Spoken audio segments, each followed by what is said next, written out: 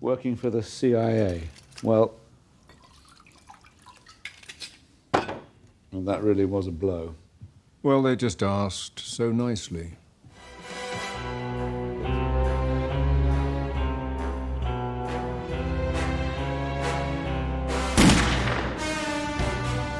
Oh, you son of a bitch! Why did you shoot me in the eye? Why did you do that?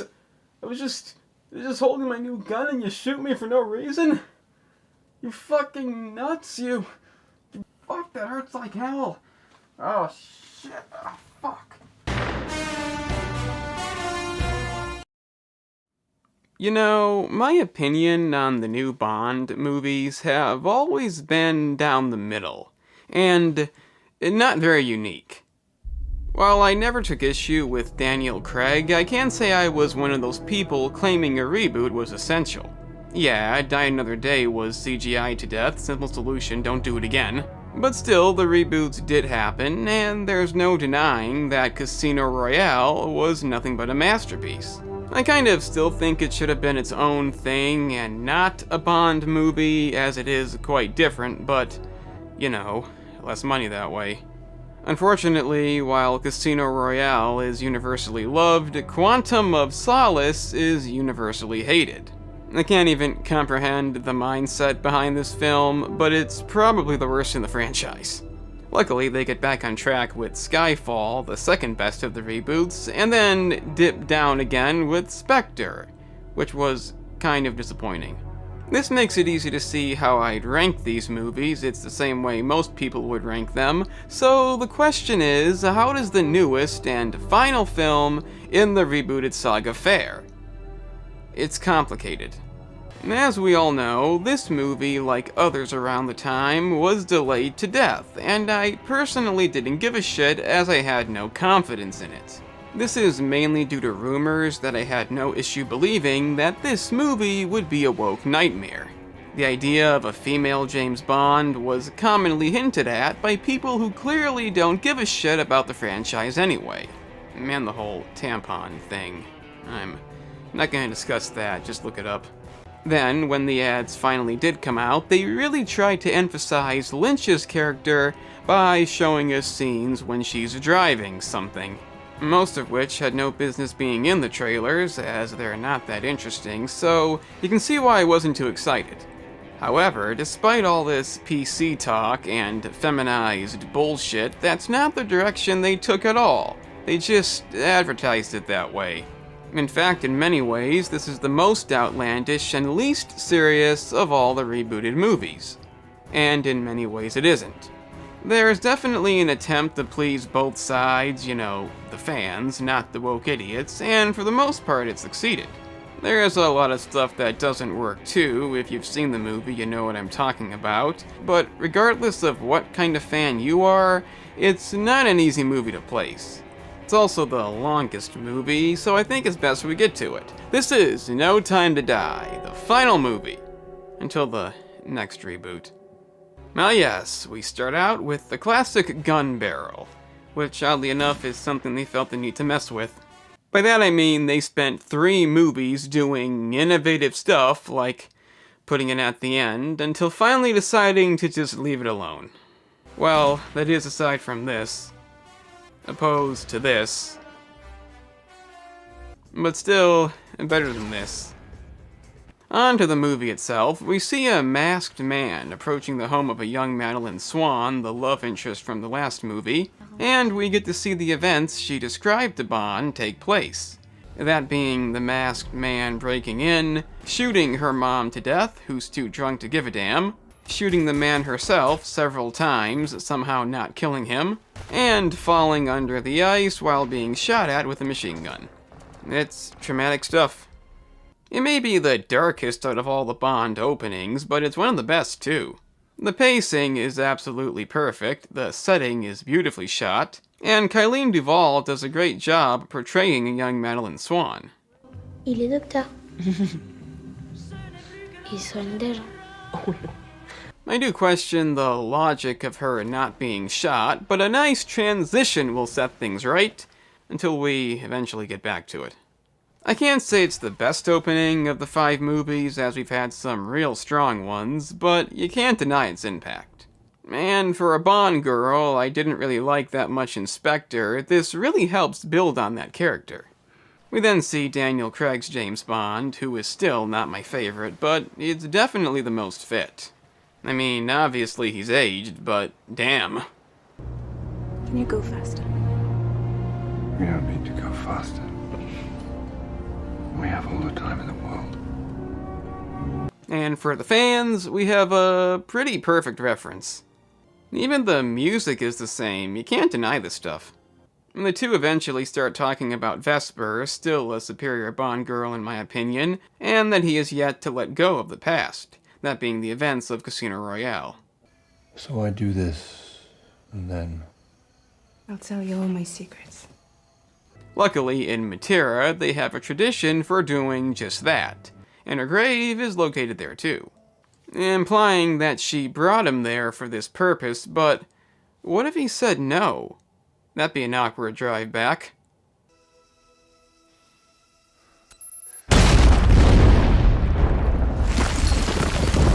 Damn!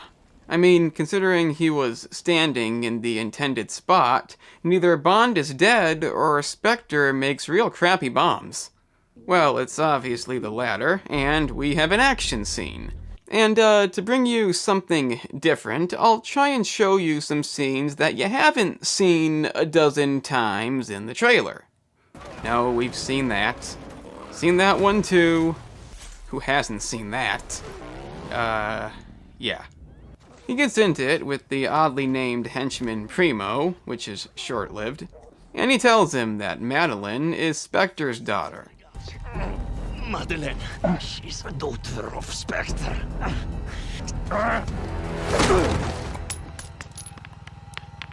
Damn it, Bond, you still haven't broken the habit you had way back in the first movie of killing potentially useful people. I mean, he wasn't even a threat. He goes back to the hotel, none too pleased about this, suspecting that Madeline may have had something to do with it. There's something I need to tell you. I bet there is. And a convenient phone call from Blofeld doesn't do her any favors. This is one of those tense moments that I'll admit you couldn't have had with the classic movies. I myself assumed that Madeline wasn't bad, and this is in fact a setup, but it wasn't guaranteed.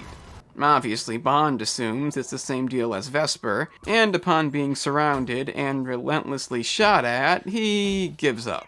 And it's one of the movie's strongest moments.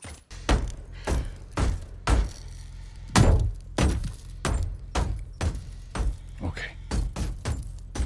He uses his built-in machine guns to thin the numbers, obviously not hitting the non-dead Primo. And again, this scene was ruined due to having already seen it. They get to the train station, and he says goodbye forever. You won't. You'll never see me again.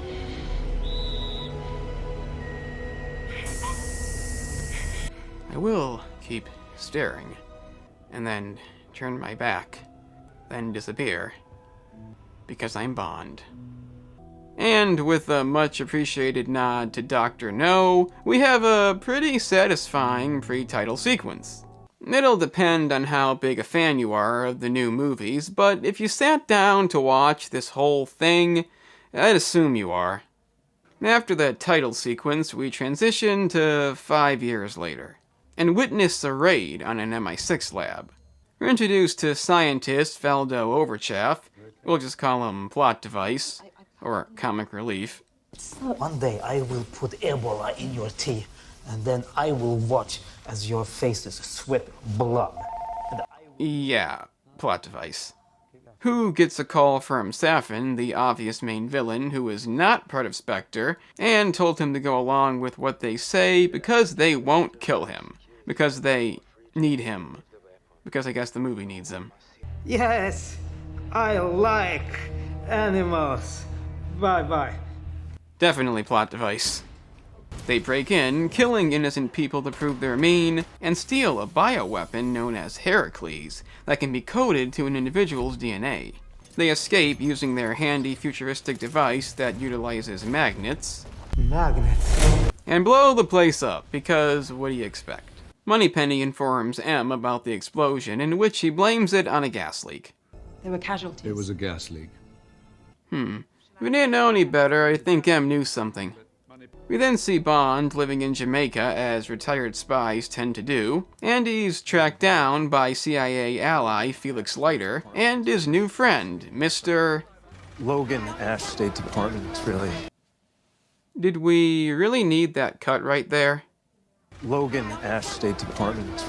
No, you're not that interesting of a character, and your role in the movie is not gonna change that. Shocking. So, as you'd expect, they want Bond to extract the plot device that was just kidnapped from a Spectre meeting taking place in Cuba. And as you'd also expect, he declines. At least take my number. Got your number. He gets a ride home from Naomie after having car trouble, giving us one of the movie's most important scenes. What do you do, Naomie? I'm a diver. What do you dive for? I have a thing for Order X. I mean for the trailers, because she's driving and he's on the back, showing us women empowerment.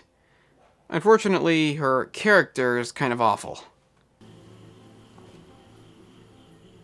Well, that's not the first thing I thought you'd take off, but... Yeah. So, I don't know exactly what happened with this movie's production. Maybe they really did want her to be the new 007 permanently, who knows? But what we got is not what I expected. Naomie is a prime example of how not to write a strong woman character, as her traits in the movie range from being childish to unprofessional. Now the thing is, unlike the recently discussed Black Christmas, this never really makes the implication that she's right. Bond pretty much always gets the last word and never even comes close to being outstaged. I'm 007. You probably thought they'd retire it. He's been reinstated as a 00. 00 what? On top of that, she doesn't really need to be in the movie at all, as she doesn't do that much. Obviously, a lot of people feel they need to like her, but deep down, she doesn't do either side any good. That being the feminists who want to feminize everything by any means necessary, and the real Bond fans who just want the movie to be good. Personally, as somebody who detests the idea of Bond being anything but a white guy, get over it, I can't deny that I do kind of like this. Again, I don't know why this happened, I don't know what the purpose was, but it does feel like they're trying to show you that Bond shouldn't be changed.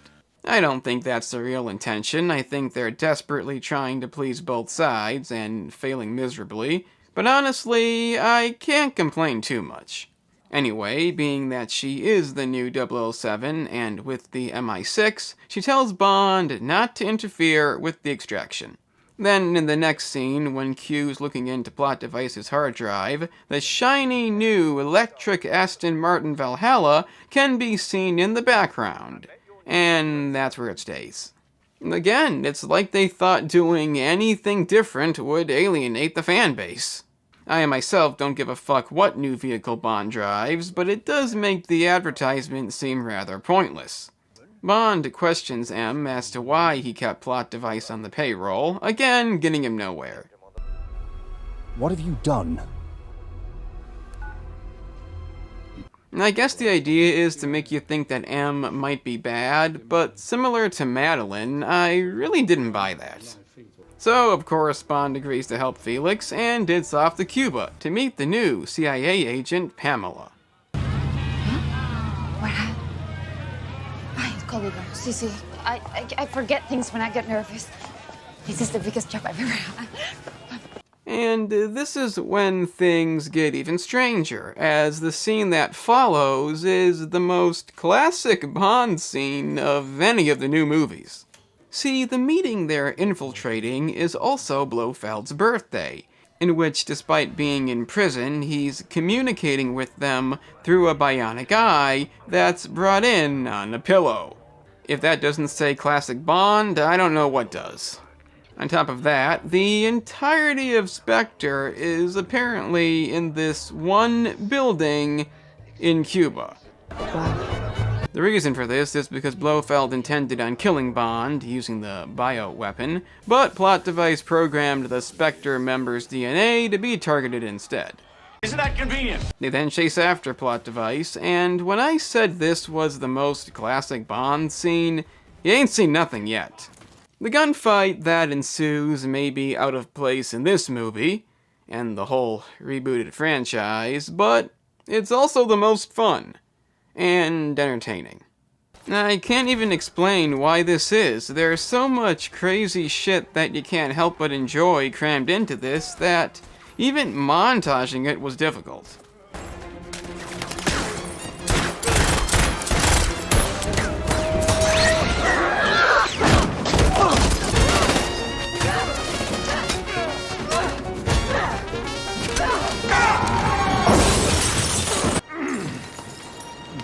3 weeks training? Really? More or less. Still gonna need that car. Salute. Salud. Yeah, Naomie does show up too, attempting to ruin the moment, but that's nothing a vehicle rammed into a scaffolding can't fix. Stay there! This, of course, doesn't kill him because we're in classic mode now, which soon comes to an end as Bond and Pamela part ways. You were excellent. You too. Next time, stay longer. In other words, we get stuck with various female characters who will never amount to a scene this good. But it is what it is. He takes him to Felix's ship, where he explains that Bond was not the target, as we already know, and confirms the fact that M isn't behind it. He does mention the possibility of it being Blofeld, but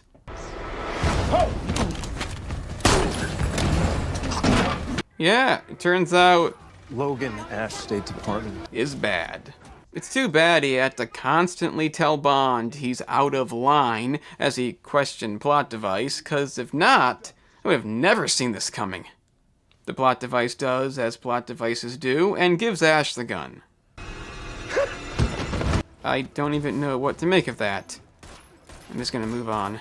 I don't know about you, but I get a feeling in my gut Ash might not be on our side. Plot device and Logan, Ash State Department. escape, and have enough sense to blow up the ship, meaning Felix doesn't make it. Felix.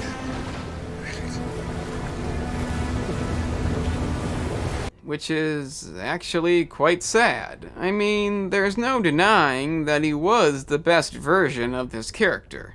Yeah, there was that whole movie devoted to avenging him, and that was a great Bond film, but they kind of ruined it at the end when they had him casually calling up as if nothing happened. That being the death of his fiancée and his leg being fed to a shark. That might leave you a bit more traumatized.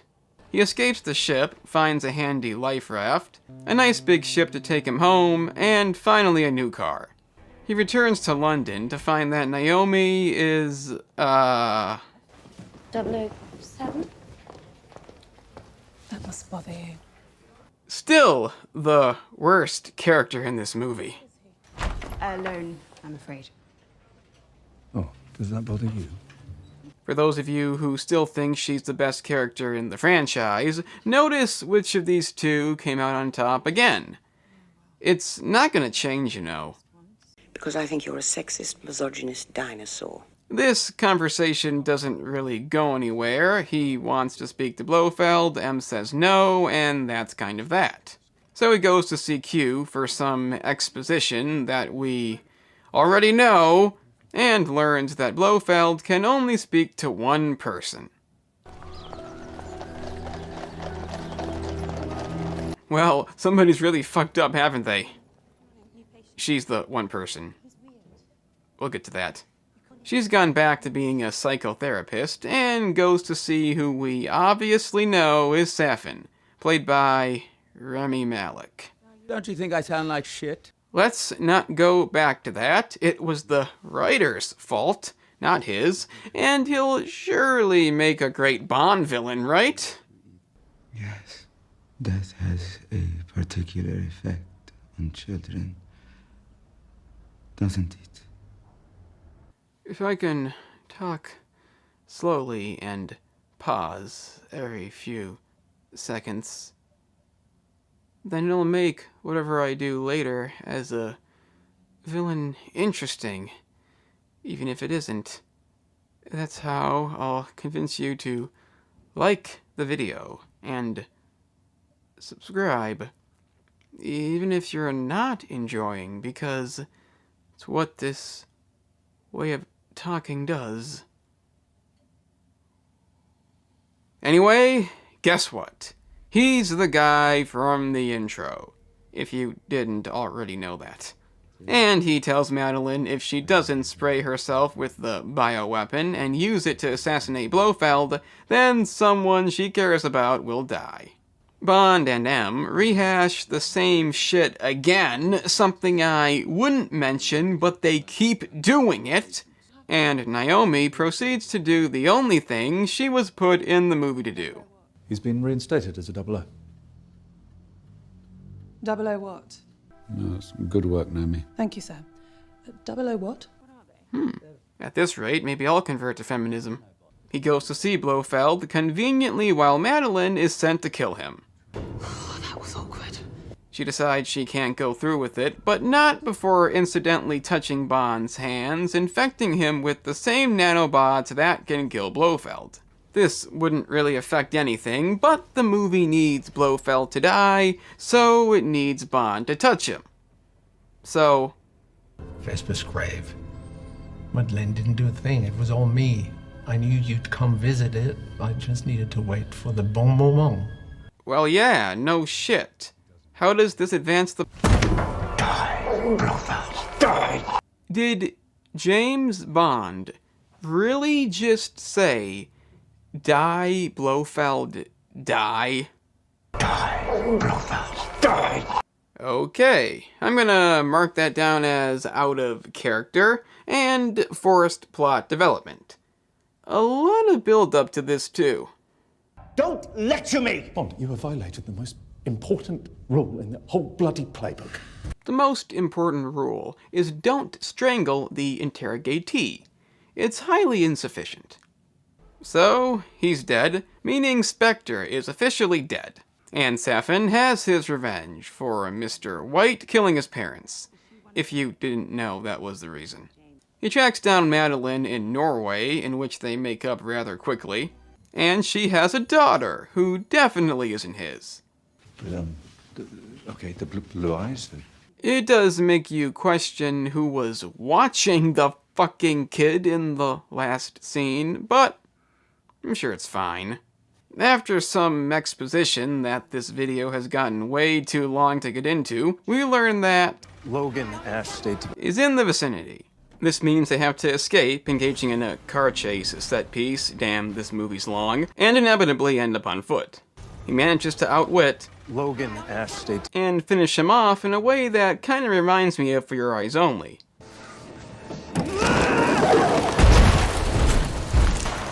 Unfortunately, this meant leaving Madeleine and the kid alone, so yeah. But luckily, Naomie's there to do what she does best, giving Bond a ride back. Opposed to helping him during the gunfight, which she could probably hear going on. Because I think you're a sexist, misogynist dinosaur. So it's climax time, and to be fair, Naomie does insist that Bond have his 007 status back. A reminder that her character could have been good, if not wasted up until this point. She also gets her final trailer shot as they head to Safin's factory. Swan manages to escape Primo, cause he's not the brightest henchman.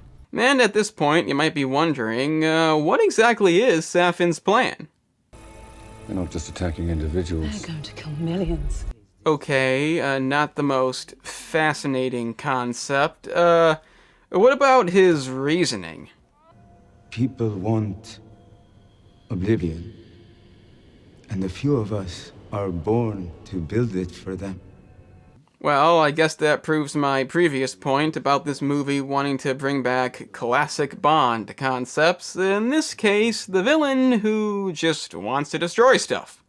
Unfortunately, unlike that one set piece that felt welcome, this feels out of place. They even go as far as to have Bond supposedly beg for forgiveness while Safon rants about power, somehow not realizing that it's a trick, even though he had a convenient trapdoor ready to use. I mean, why? It's not the worst villain in the rebooted saga, obviously, but definitely a waste of potential. And the kid escapes too, because he just lets her go. And then there's this. No, I do not need a laboratory to exterminate your entire race from the face of the earth. Time to die.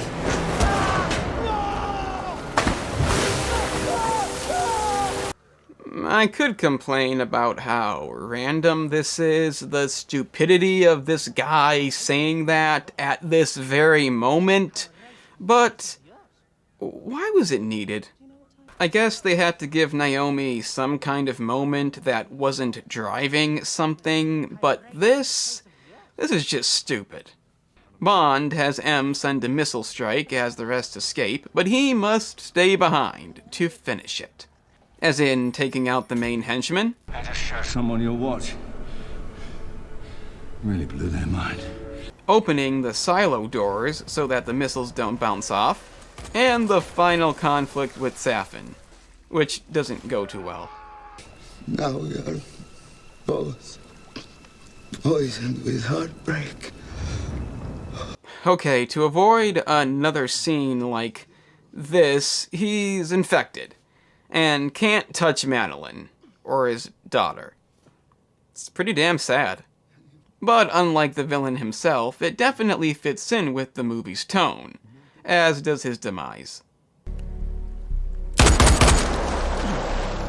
If that had been the end, Bond being forced to live in solitude or something, it would have been a fitting conclusion.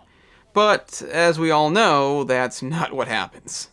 The desired ending, when he somehow escapes the island, maybe fakes his own death for her protection, and possibly keeps an eye on her from time to time, is not the ending we get. Instead,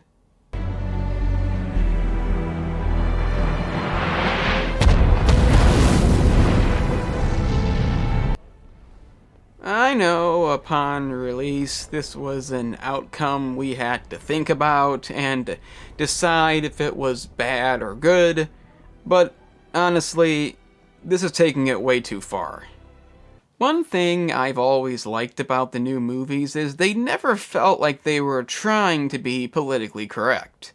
Yeah, you're not gonna see Bond banging 3 to 5 chicks per movie, as that would kind of get in the way of the serious, darker concept. And let's face it, that hasn't really been a thing since Timothy Dalton anyway. If you dislike the reboots for their ideas alone, that's fine, but for me, it does come down to the movie's tone. For the most part, it's worked out okay, and we've gotten some fantastic movies, but at the end of the day, it's still the Bond franchise, and having Bond die was just not the right idea. Maybe they really wanted it to be apparent that Daniel Craig would not be in another movie, but this is no way to do that. If the movies weren't reboots and just their own thing, then I guess this'd be okay, but they are, and I can't get past this. But then again, I'm kind of glad it is a reboot, because if they killed off the original James Bond, I'd be fucking devastated. But that's not the case, so I guess you have to decide how you feel about this. Personally, I don't feel it's good. So anyway, endings, and for a theater that probably had the most watched end credits,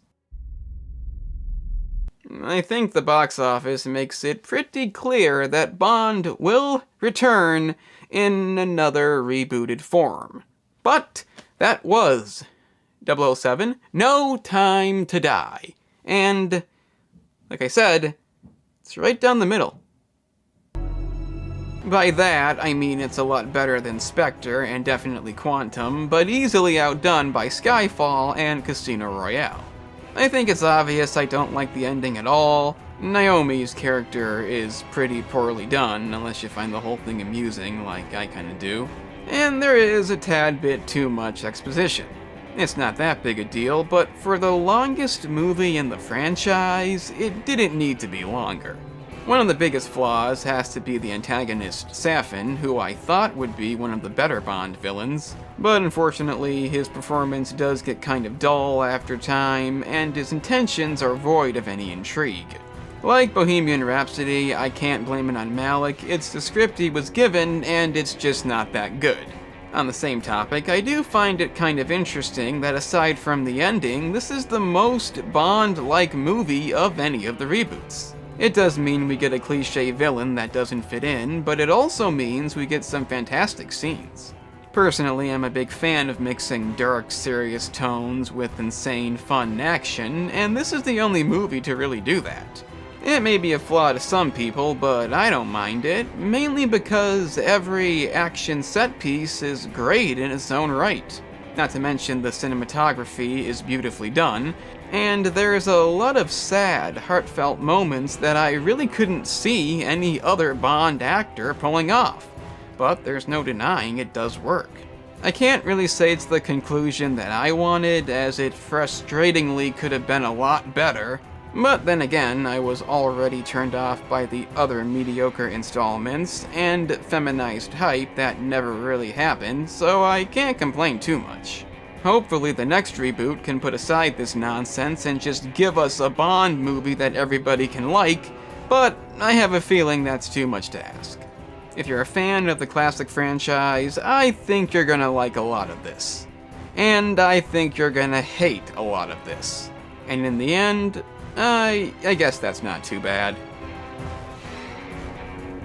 I'm the analyst, and remember kids, racism is bad. That's a fact.